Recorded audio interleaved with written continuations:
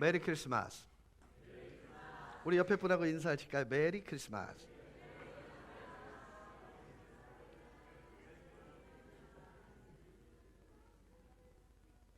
메리 크리스마스. 그리스도 예수와의 만남. 그리스도 예수를 만난 사람은 달라야 합니다. 그리고 다릅니다. 언어도 달라야 하고 표정도 달라야 하고 그리고 삶의 방식도 달라야 하는 것입니다. 진짜 예수를 만난 사람은요, 이념적이거나 관념적이지 않습니다. 실제적입니다. 왜냐하면 그분과 함께하는 삶이라는 것은요, 코란데요. 그분 앞에서의 삶이기 때문에 그런 것입니다. 제가 우리 교회를 부임한 지 20번째로 크리스마스를 지냅니다. 그러니까 이게요, 다른 설교는 정말 하겠는데 절기 설교는요 너무 힘들어요. 왜냐하면 같은 주제를 갖고 20번을 한다고 생각해 보세요. 그것도 다르게. 그러다 보니 어쩔 수 없이 선배들의 갔던 내용들을 가져올 수밖에 없습니다. 혹시 여러분들이 이런 오해는 안 하셨으면 좋겠습니다. 저도요, 퍼내는 데는 한계가 있어요. 그래서 정말 내게 감동이 되었던 몇 가지 예화나 그런 부분들은요, 제가 그분들의 양해를 구하고 지금 이렇게 쓰고 있습니다. 그래서 여러분들 혹시라도 제가 절기 설교를 반복하면 이해해 주이소. 더 이상은요 꺼낼 게 없어요. 맨날 크리스마스를 하려고 그러니까 이게 안 돼요. 여러분, 크리스마스가 여러분에게 실제가 되기를 주의 이름으로 축원합니다. 1971년 아폴로 15호를 타고 우주 비행을 하던 우주 비행사 제임스 어윈이라는 사람이 달에 착륙하고 그 마음속에 끊임없이 외쳤던 하나님의 말씀이 있었다고 합니다. 온 우주를 달에 착륙해서 내려다 보면서요, 시편 19편을 외웠답니다. 내용은 이렇습니다. 하늘이 하나님의 영광을 선포하고 궁창이 그 손으로 하신 일을 나타내는도다. 날은 날에게 말하고 밤은 밤에게 지식을 전하니 언어도 없고 들리는 소리도 없으나 그 소리가 온 땅에 통하고 그 말씀이 세계 끝까지 이르는도다. 여러분 한번 생각해 보세요. 달에 착륙해서 이 시편 19편을 암송하고 있을 때 제임스 어윈에게 어떤 느낌이 있었을까요? 실제적이었을 것입니다. 하나님이 천지를 만드신 창조주라는 사실이요, 절박하리만큼 실제적이었을 것입니다. 이 말씀을 외우면서 펼쳐진 우주를 보고 멀리 내려다 보이는 지구를 보고 그 주변에 있는 별들을 보았답니다. 여러분 한번 생각해 보세요. 그 마음이 어떠했겠는가? 상상만 해도 황홀합니다. 그 우주 속에서 새롭게 창조주 하나님을 생각한다는 것은요, 전무후무한 경험이 되었을 것입니다. 여러분, 제가 언젠가 항상 이렇게 말해요. 크리스마스를 설명하는데요, 이게 설명이 안 돼요. 설명할 수 있는 게 아니에요. 왜냐하면 신적인 영역을 유한한 존재인 인간이 설명한다는 것은요, 너무 논리적이지가 않아요. 그래서 여러분께 제가 말씀을 드렸던 내용이 뭐냐면 불가지론이라는 것을 가지고 설명을 해 드렸습니다. 자, 이 본당 전체가 이 세상에 존재하는 지식이라고 생각하십시다. 그러면 여러분 각자가 알고 있는 지식이 이 본당 전체의 크기에 비해서 어느 정도 규모가 될 수 있을까요? 바늘구멍만 할까요?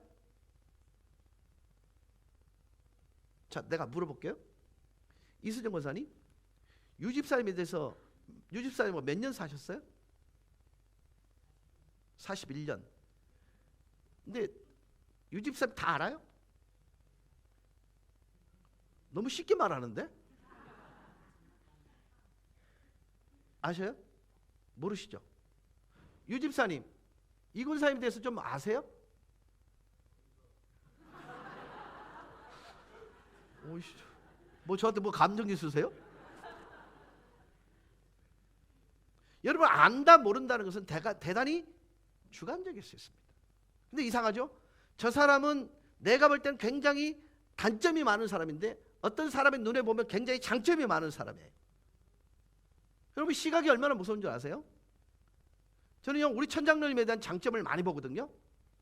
근데 어떤 사람은요 천장로님이 갖고 있는 단점만 보는 사람이 있어요. 그러면 그가 갖고 있는 정말 좋은 면들을 못 보세요. 우리 김수진 장로님도 마찬가지거든요. 박강만 장로님 마찬가지예요. 모두 마찬가지예요. 김성호 장로님도 마찬가지예요. 그러면 어떤 사람이 가장 지혜로운 사람이죠? 네, 그가 갖고 있는 장점을 계속해서 극대화시키다 보면요 그가 갖고 있는 단점이 조금씩 줄어서 그 사람은 장점만 있는 사람이 되는 거예요. 여러분 우리가 알고 있다고 하는 범주 내에서 있다 없다를 규정할 수 있다 없다? 없다라는 거예요. 왜냐하면 이 공간 전체가 이 세상에 존재하는 모든 지식이라고 한다면 여러분이 알고 있는 그 지식은요 바늘구멍만 또 못해요. 근데 그 바늘구멍밖에 모르는 우리가 있다 없다를 말할 수 없는 것입니다. 훨씬 더 많은 영역에 존재하는 것들이 있거든요. 있거든요. 여진아, 미국이 있는 거 알아?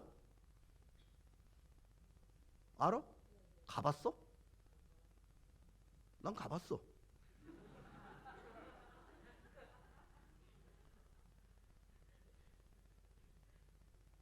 경험한 자가 있기에 존재하는 것입니다. 여러분 살아가는 모든 인류 가운데 경험되어진 것을 가지고 있다 없다를 얘기하는 존재들이 사실은 신앙의 영역인 것입니다. 그게 우리가 할 수 있는 최대한 알에 관한 부분이에요. 저는요 이 제임스 어윈이라는 사람이 그 우주 밖에서 지구를 내려다보면서 그가 느꼈던 창조주에 대한 위대함들. 근데 여러분 보세요. 소련의 우주 비행사는요 신은 없다 그랬거든요. 그 달에 내려가죠. 하나님이 어디에도 없다. 참 어리석은 것입니다. 임무를 마치고 돌아올 때였습니다. 우주선 너머로 내려다 보이는 조그마한 축구공 같은 별이 하나 보였습니다. 너무 아름답더라는 것입니다. 그것을 보는 순간 제임스 어윈의 마음속에는 요한복음 3장 16절이 특별히 생각났대요. 하나님이 세상을 이처럼 사랑하사 독생자를 주셨으니 이는 그를 믿는 자마다 멸망치 않고 영생을 얻게 하려 하심이라. 여러분 그분이 이렇게 질문했다는 거예요. 하나님, 저 축구공만한 지구를 하나님 전능하신 당신께서 무엇 때문에 특별히 관심을 가지신 거예요? 이 우주 안에는요 수백억 개의 별들이 있는데 그 별 가운데 가장 작은 것 중에 하나를 알 수 있는 저 지구, 그 속에 우글거리고 살고 있는 인간을 하나님이 특별히 기억하시고 사랑하셔서 하나님 당신이 사람이 되어서 이 지구 속에 오셔 우리를 구원하셨다니, 저 지구가 어찌 그렇게 하나님 눈에는 아름답고 위대해 보였나요? 그렇게 크게 보였습니까? 그래서 오신 것입니까? 이런 생각을 해보니까요 제임스 어윈은요 이 지구 안에서 외웠던 요한복음 3장 16절 자체가요 이 피부로 와닿질 않았는데 거기서는요 폐부까지 찔러오더라는 것입니다. 그분의 사랑이, 그분의 자신을 향한 사랑이, 그분이 자신을 찾아온 그 사랑이요 절절해지더라는 것입니다. 오늘은 주님이 세상에 태어나신 성탄을 기념하고 하나님께 경배하는 주일입니다. 예수님이 탄생하셨다는 말은 엄밀히 따져서 하나님 자신이 사람으로 세상에 오셨다라는 것입니다. 이거 제가 설명 불가능해요. 근데 사실입니다. 하나님의 탄생, 예수님과 하나님은 근본 본체가 하나이십니다. 하나님이세요. 예수님이 이 세상에 오셨기에 태어났다는 말로 표현한 것 뿐이고요 사실 하나님 자신이 이 세상에 사람의 몸을 입고 오신 것입니다. 이 불가사의한 사건을 우리가 무슨 말로 설명을 하고 우리가 어떤 지식을 동원해서 연구해도 이해할 수 없습니다. 불가능합니다. 근데 필립 얀시라는 사람은요, 그 인카네이션, 인간의 몸을 입고 이 땅에 오신 예수님에 관하여 창조주가 사람의 몸을 입고 이 땅에 오신 성탄에 대해서 이렇게 설명합니다. 창조주가 지구상의 피조물 한가운데 부분이 되셨다는 것은 이해할 수 없는 일이다. 어디에도 견줄 수 없고 전혀 생소하며 유일무이한 사건이었다. 춥고 어두운 어느 날 밤, 베들레헴 굴곡진 언덕 위에 영계와 물질계가 극적으로 교차되었다. 처음도 없고 나중도 없으신 하나님께서 시간과 공간 안으로 들어오셨다는 말이다. 우주를 가득 채우고 계셨던 하나님께서 시골뜨기 아이가 되셨다는 것이다. 다른 평범한 아이들과 똑같이 걷는 법부터 말하기, 혼자 옷 입는 법을 배우셔야 했다. 이것이 하나님이 사람의 몸을 입고 오심으로 의도적으로 완전하지 못한 결함 속으로 들어오셨고 약점 속으로 들어오셨다는 것을 의미한다. 그의 전지하심은 당시 통용됐던 아람어 발음 하나하나를 처음부터 배워야 하는 한정된 두뇌로 바뀌었고, 온 우주에 충만하신 그분의 편지하심은 두 발로 걷고 때로는 나귀를 타야 하는 모습으로 바뀌셨다.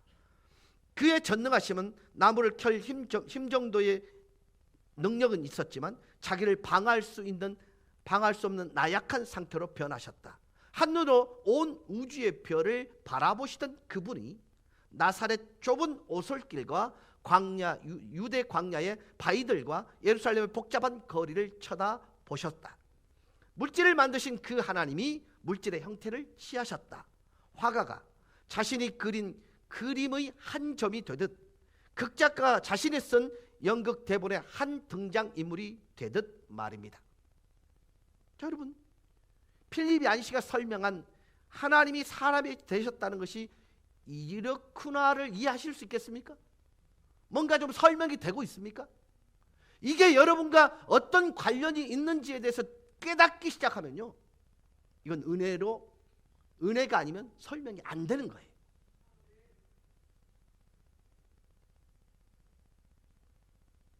사람이 되어 세상에 오신 하나님은요, 자기가 태어날 장소로 베들레헴 구석진 곳에 있는 마국간을 선택합니다. 오늘 읽은 본문 6절 7절은 이렇게 말씀합니다. 거기 있을 때에 해산할 날이 차서 마다들을 낳아 강보로 싸서 구유에 뉘었으니 이는 사관에 있을 곳이 없음이로라. 호적아로 베들레헴 고향으로 내려온 요셉은요, 아내의 배가 불렀고 언제 해산할지 모르는 불안 때문에 얼마나 많은 여관을 두들기며 빈방을 찾았겠습니까? 하지만 빈방은 없었습니다. 그래서 찬 이슬을 맞지 않게 하기 위해서 찾아간 곳이 마굿간입니다. 그런데 갑자기 산길을 느껴 애를 낳아야 되는 긴박한 순간이 되어버립니다. 어떻게 해야 되겠습니까? 짐승이 먹이를 담아뒀던 구유를 비웠겠지요.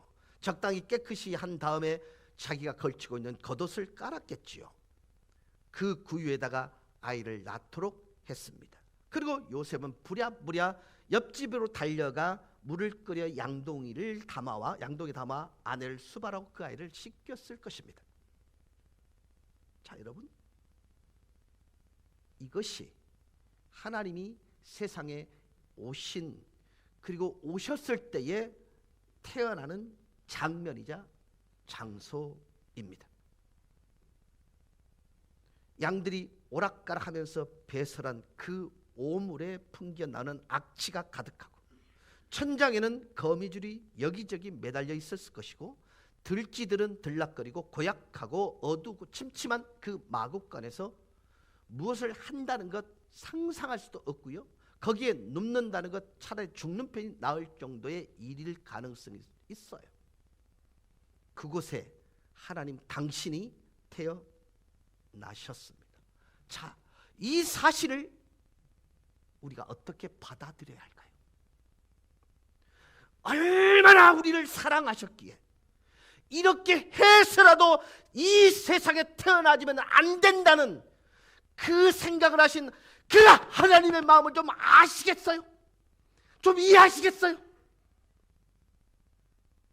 이렇게 해서라도 오시고 싶었던 우리를 향한, 여러분을 각자를 향한 하나님의 그 마음을 이해하시겠느냐 말이죠. 그게 여러분 실제적 크리스마스를 경험하는 첩경입니다.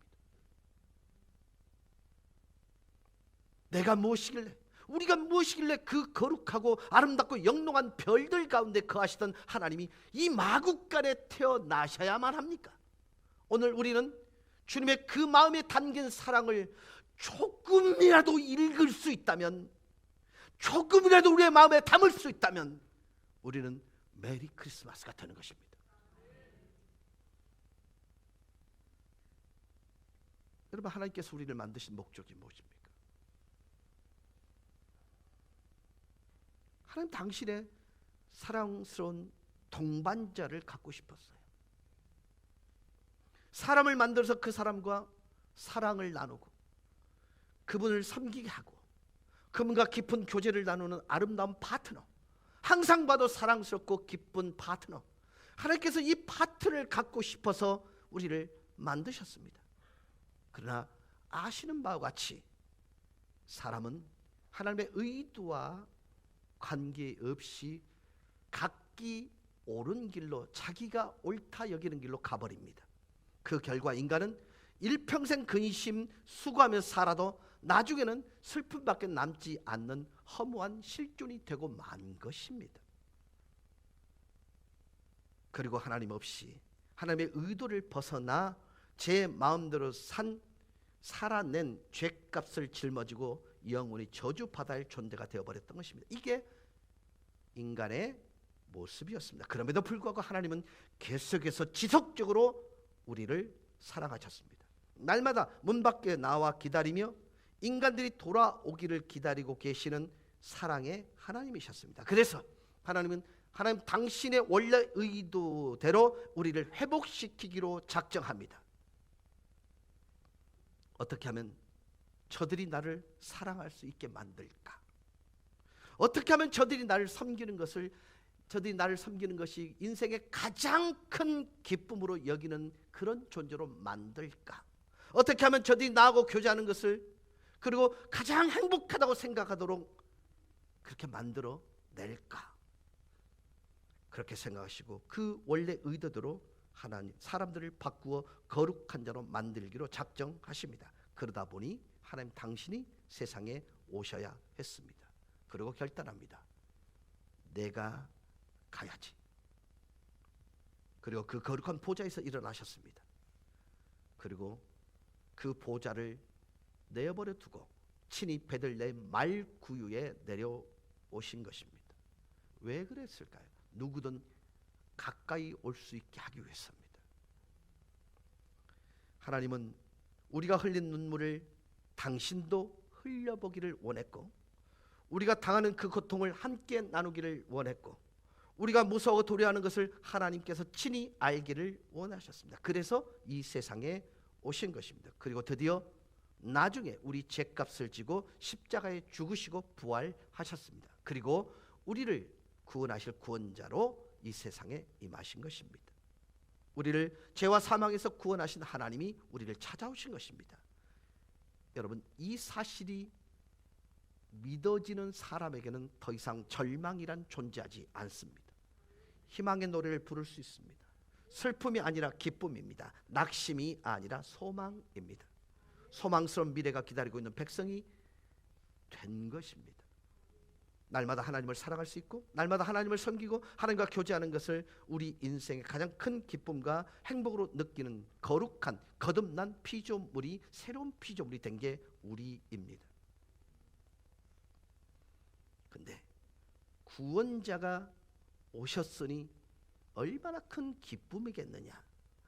기뻐하지 않을 수 없다. 이게 사실은요 인지상정입니다.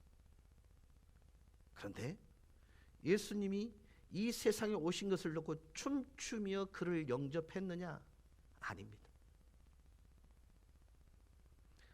기뻐하고 영접한 사람이 도대체 몇 명이나 되었을까요?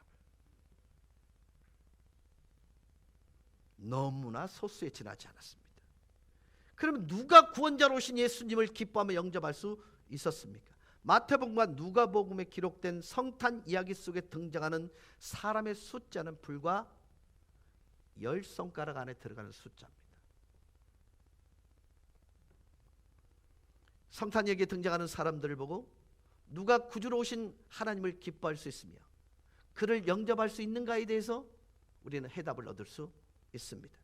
자, 여러분, 어떤 사람이 예수님을 기뻐하고 영접했었습니까? 세상에서 천대받는 사람들이었습니다. 무시당한 사람들이었습니다. 가난한 자였고 짓밟힌 자들이었습니다. 실패한 자들이었고 병든 자였고 죄인으로 몰린 자들이었습니다. 이런 사람들이 예수님을 영접하고 그 오심을 기뻐했습니다. 여러분, 예수님이 탄생한 나사렛은요, 갈릴리 63개 마을 가운데서도요, 그 이름이 끼지 못했던 아주 후진 곳에 있던 곳이에요. 그러니까 그 나사렛이라는 곳은요, 갈릴리를 그 바다를 끼고 63개 마을이 이루고 있었는데 그 63개 마을에 끼지 못한 지극히 외진 곳이었습니다. 자, 그러면 별 볼 일 없는 곳에 태어나 그저 한 생을 살다 간 이들이 대부분이었을 거예요. 세상적으로 자랑할 것이 하나도 없던 지역이었습니다. 그런데 예수님의 탄생의 소식을 듣고 찾아온 그들이 누구였냐면 목자들이었습니다. 당시 이 목자의 직업은요, 소위 말하는 품꾼이었습니다. 천민 중에 가장 천민이었습니다. 남의 양떼를 밤새 지키는 것을 업으로 삼고 있었던 사람들입니다. 자기 이름 석자도 제대로 쓸 줄 모르는 문맹자들이 대부분이었습니다. 성전에 가서 예배를 드릴 때도요, 바깥 마당에서 서성거리다 돌아오는 천민들이 그들이었습니다. 나중에 예수님의 탄생을 사람들 앞에 자랑하고 좋아했던 시몬이라는 사람도 있습니다. 선지자였습니다. 그의 안나가 있었습니다. 이들 또한 초라한 사람들이었습니다. 평생 애롭게 산 사람들이었습니다. 안나 같은 사람은요, 결혼하고 7년 만에 과부가 되고 후에 84년 동안은 아무 혈육 없이 그저 성전에서 날마다 심부름이나 해주고 기도하고 먹을 것이 없으면 금식이나 하던 그런 여인이었습니다. 이런 몇몇 사람들이 예수님이 세상에 오실 때 환영하고 기뻐했다, 이 말입니다. 모두가 어떤 사람이죠? 세상적으로 말하면 천대받은 사람, 무시당하기 쉬운 사람, 세상에 무슨 소망이나 자랑할 만한 것이 없는 사람, 이런 사람들이 예수님을 영접하고 기뻐했다는 것입니다. 사랑하는 여러분, 우리가 세상에서 성공하는 것 아름다운 것입니다. 잘 살고 부유한 것 좋은 것입니다. 하나님의 축복 중에 하나라 생각합니다. 그리고 모든 사람의 선망의 대상이 되고 인기를 누리고 또 사람들에게 유명해지는 것 절대 나쁘지 않습니다. 그러나 한 가지를 알아두십시오. 사람이 되어 세상에 오신 예수님을 참으로 기뻐하면서 마음으로 모실 수 있는 것은 세상적인 것이 채워진 사람은 죽었다 깨어나도 절대로 기뻐할 수 없습니다. 혹시 성공하신 분 계십니까? 낮아지십시오. 마음을 비우세요. 여러분이 목표로 갖고 있는 그것은요, 모두 썩어질 것들입니다. 부패할 것들입니다. 낮아지고 가난해지세요. 그러면 말구유에 누워 계시는 그 갓난 아이를 통해서 하나님을 보고야 될 것입니다. 그분이 나를 위해 나를 구원하기 위해 세상에 오셨다는 사실 앞에 정말 감격하는 사람이 될 수 있습니다. 기뻐하는 사람들 될 수 있고 경배하는 사람이 될 수 있고 찬송하는 사람이 될 수 있습니다. 이런 그리스도인이 되는 것은 저와 여러분에게는 축복입니다. 그렇지 않으면 크리스마스를 100번 보내도 사람이 되신 예수님 때문에 절대로 기뻐할 수 없는 존재가 되는 거예요. 누가 예수님을 진정으로 기뻐하고 찬양하며 영접할 수 있었습니까? 구원을 간절히 기다리는 사람들이었습니다. 요셉을 의인이라고 하지 않습니까? 구원을 기다린다는 뜻입니다. 마리아가 하나님과 함께하는 경건한 처녀라고 말했습니다. 구원자가 오기를 기다렸다는 얘기입니다. 엘리사벳과 사가랴 모두가 평생 기도하며 산 사람들입니다. 그들이 한 평생의 기도 제목이 무엇입니까? 구원자가 오기를 기다렸던 사람들입니다. 안나와 시몬도 마찬가지입니다. 목자들도 이 세상에 기댈 언덕이 없었기에 오직 자신들을 구원할 구원자가 오기를 날마다 기다리고 있었습니다. 구원을 기다리고 있었습니다. 그래서 드디어 예수님이 세상에 오셨습니다. 그래서 그들은 이렇게 외칩니다. 오늘날 다윗 동네에 너희를 위하여 구주가 나셨도다. 그런데 여러분, 정말 놀라운 사실은 지금부터입니다. 예수님이 당장 태어나셨다고 해도 세상적으로 그 예수님의 탄생을 기뻐한 그들에게 아무것도 변한 것이 없었습니다. 여전히 가난했고, 여전히 목자였고, 여전히 사람들로 멸시받는 나사렛 동네에 살던 사람에 불과했습니다. 그리고 예수님이 하나님의 복음을 전할 30년 후까지 기다려야 했습니다. 그동안 아무 일도 그들에게 일어나지 않았습니다. 기가 막힐 상황 아닙니까? 구원자가 오셨는데 아무 일도 일어나지 아니하였더라. 30년 기다릴 동안 요셉 죽었습니다. 사가랴도 죽었습니다. 엘리사벳도 죽었습니다. 목자들도 여러 명 나이 든 사람들은 이미 세상을 떠나버렸습니다. 아무것도 손을 얻지 못하고 가버렸습니다. 그럼에도 불구하고 그들은 기뻐했다고 얘기합니다. 30년 후에 드디어 예수님이 회개하라 천국이 가까웠다고 복음을 전하기 시작했을 때 수많은 사람들이 예수님을 따랐지요. 그러나 여러분, 세상적으로 달라진 것 하나도 없었습니다. 그들이 갑자기 부자가 됐다는 어떤 기록도 존재하지 않습니다. 그들이 갑자기 권세자가 되었다는, 귀족이 되었다는 기록도 없습니다. 건강하고 장수해서 200살까지 살았다는 기록도 성경은 나타나지 않고 있습니다. 세상적으로 보면 달라진 게 하나도 없습니다. 얻은 것 없습니다. 여전히 가난했고 고통당했고 여전히 병들어 씨름하다가 세상을 떠나갔습니다. 그렇다면 도대체 무엇입니까? 예수님께서 십자가에 죽으시고 부활하시고 그리고 성령이 강림하시는 이 영광스러운 사건들이 연속되는 그 당시에도 구원자가 오심을 기뻐했던 거룩한 백성들에게는 세상적으로 어떤 변화도 일어나지 않았습니다. 그럼에도 불구하고 그들이 기뻐했답니다.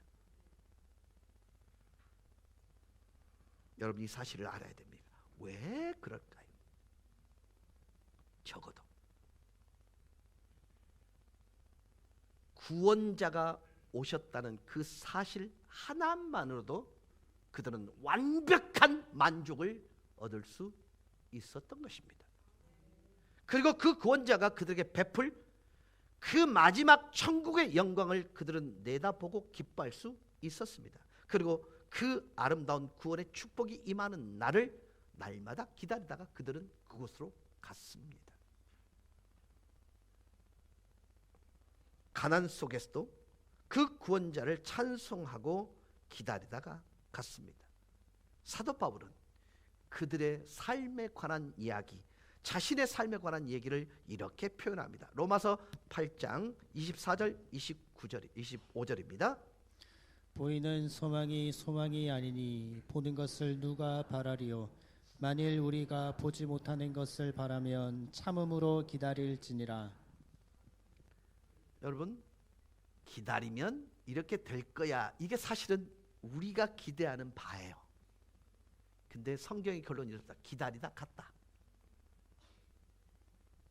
어찌 보면요, 세상 사람들이 볼 때 웃긴다고 할지 모르겠지만 기다리다가 예수님 부르고 다 갔습니다. 사람들 보기에 달라진 것이 없어도 그들은 구원자를 발견했습니다. 그리고 그 구원자가 준비하신 하나님 나라를 바라보고 그들은 갔습니다. 그 나라가 임하기를 기다리다 갔습니다. 그래서 그들은 기뻐할 수 있었던 것입니다. 여러분, 장례식에 가서 노래하는 종교는 기독교밖에 없습니다. 왜요? 그들은 영원한 이별을 한 대상이 아니라 이사간 존재이기 때문입니다.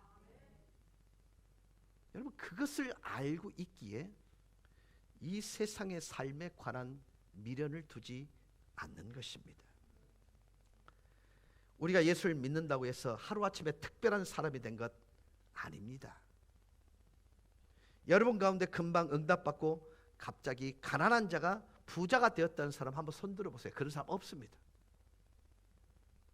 여러분, 우리가 병으로 인해 씨름하고 어떤 때는 탄식하고 잠 못 이루는 그 고통을 겪지만 기도했다고 금방 나아서 문둥이가 나은 것처럼 펄펄 뛰는 그런 경험 여기 몇 사람이나 있겠습니까? 세상적으로 내가 실패했다고 해서 주님이 나를 갑자기 위로하시느라 더 높은 자리에 올려주신 경험 별로 없습니다. 우리는 세상의 것 놓고 구원받았다 이렇게 말하지 않습니다. 주님은 세상의 것 우리에게 주시려고 육신의 몸을 입고 이 땅에 오신 것 아닙니다. 세상의 것은 아침에 피었다지는 꽃과 같습니다. 아무리 아름답고 영화로운 것이라도, 아무리 사람들의 눈을 끄는 것일지라도, 아무리 한순간 우리의 마음을 황홀하게 만드는 기쁨이 있다 할지라도 이것 또한 아침 안개에 사라지듯 다 없어질 것들입니다. 이것 주려고 하나님이 인간의 몸을 입고 이 땅에 오신 것 아닙니다.